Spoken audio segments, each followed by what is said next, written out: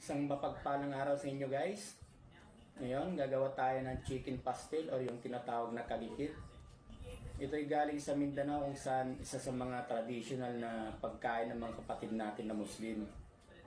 Ito yung pinaka-popular na street food. Makikita mo lang siya sa mga kanto, sa restaurant, sa mga palengke. So ito ay kadalasan bilang almusal or baon ng mga manggagawa doon. Ito yung nakabalot sa dahon ng saging na may ulam sa ibabaw. Kadalasan plain rice or yellow rice yung ginagamit. So ngayon, papakita ko sa inyo ang aking sariling version paggawa ng chicken pastel. So narito ang aking mga sangkap. So ang gagamitin ko is yung pinakalaman na part ng manok. Ito yung pitcho o yung chicken breast. So ang gagawin lang natin dito guys is yung shredded natin siya or yung himay-himayin yung kanyang laman. Bali, ihiwalay natin yung buto sa laman. Tapos yung balat, kung gusto nyong gamitin, pwede din naman. So dito kasi sa amin, ginagamit namin ito. Nilalagay ko rin kasi paborito ito ng mga anak ko. So ang gagawin natin guys is himay-himay lang natin yung mga manok. Ganito. Gagamit lang tayo ng tinidor or pwede natin siyang kamayin. So kanina guys, pinalambot ko na ito para mas madaling himayin. So ganito lang guys. Yan. So nasa sa inyo na yan kung gusto yung manipis or medyo makapal. Kasi para dito sa amin kasi mas maganda yung medyo makapal siya kaysa yung manipis masyado. Yan. Masarap to guys. Lagi pang ginagawa dito. Mga nagtatanong pala, passion ko talaga yung magluto. Kahit nung active duty pa ako, pag walang ginagawa, yun, nagluluto talaga ako. Kasi tabi ko sa mga talagang gumagawa ng chicken pastel, may kanya-kanya po tayong version. Kung tong version ko is kakaiba sa inyo, sarili ko pong version yon. So, kanya-kanya tayong guys, style ng pagluluto. Ganito lang gagawin nyo guys hanggang sa mahimay-himay nyo lahat. So, ito guys yung ating mga ingredients. So, meron tayong luyang dilaw. So, yung iba guys is ginagamit nila yung turmeric powder. So, sabi ko nga, version ko ito. So, gagamit ako ng fresh na luyang dilaw o turmeric tinatawag. So meron din tayong onion, sibuyas, bawang, brown sugar. So depende po sa gusto nyong sugar na gagamitin guys. Pwede naman po yung puti or yung light brown. O sa akin yung dark brown. Then meron tayong luyang dilaw na powder. Then mantika, suka, at saka toyo. Okay guys, so atin na pong lulutuin yung ating chicken pastel. So magpainit po tayo ng mantika. Actually guys, maraming mantika yung kailanganin natin dito sa pagluluto nito. Kasi yung gusto natin dito is magiging flakes yung ating chicken. Yun po yung talagang chicken pastel.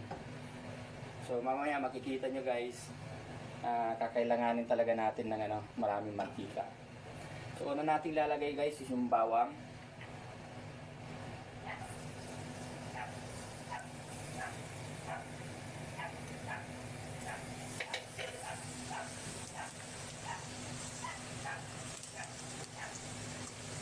Light brown lang po natin guys.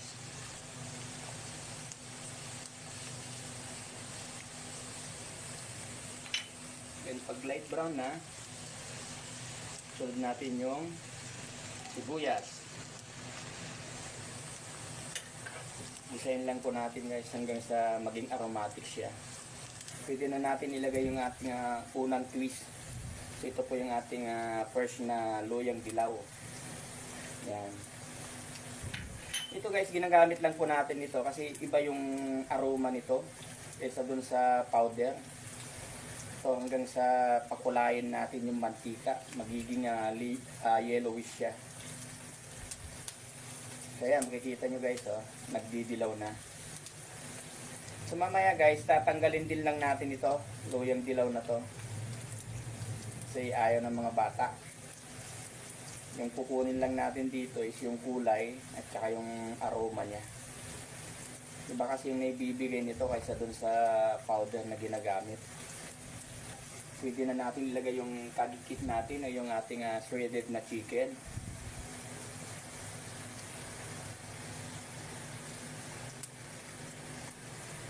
Sabi ko nga kanina, maraming mantika yung kakailanganin natin dito kasi sisip-sipin ng manok yung mantika. So ayan guys, nakikita nyo naninilaw na.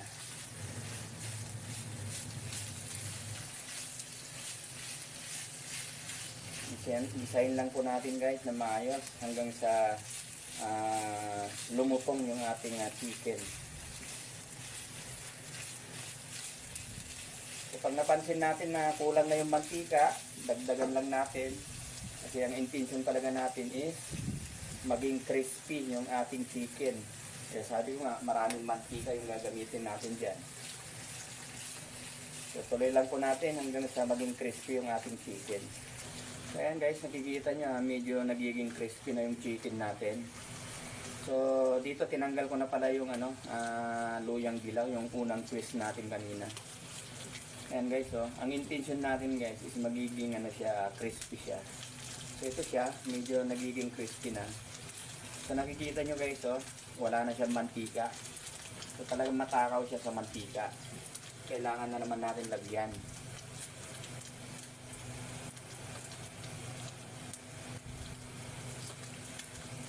So ayan, antayin lang natin na magiging crispy pa ng konti. So ayan guys, papansin nyo siya pag nagiging crispy na siya, pumuputok-putok na. So pwede na nating ilagay yung ating toyo. So yan. Depende naman po sa inyo kung gaano kadami yung toyo na ilalagay nyo, ha.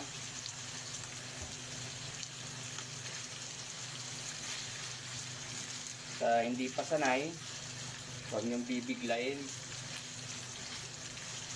Kasi pwede naman po magdagdag pag kulang. Ayan, kikita nyo nagkakakulay na siya. Ito guys, pwede namang to stock nyo sa ref.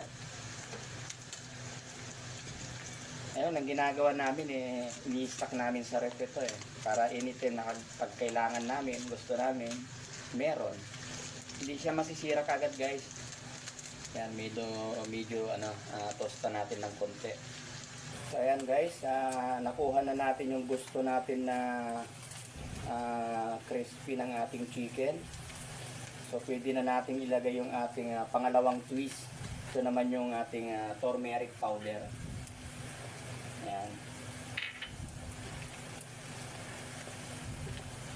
Pampadagdag aroma at saka kulay ng ating chicken pastil. Sabi ko nga guys, ito yung aking version. Then, next natin is yung ating brown sugar. So, ayan. So, pwede kayong gumamit guys ng ibang klase ng sugar. Ayan. Diba?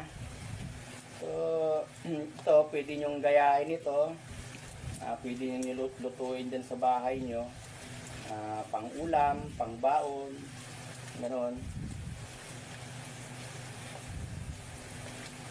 So, masarap to guys. Adjust nyo na rin yung mga timpla guys ha. Kasi ito sanay ko na kasing lutuin. Kaya tansya-tansya lang. Yan.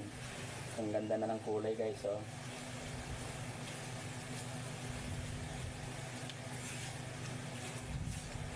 Tikman natin guys para malaman natin kung tama o kulang yung ating nilagay na mga ingredients, kung saan tayo magdadagdag. Man lang natin. Paborito to ng aking pangalawa. Ayos. Sarap siya. Tsaka yung crispiness niya guys, saktong-sakto lang.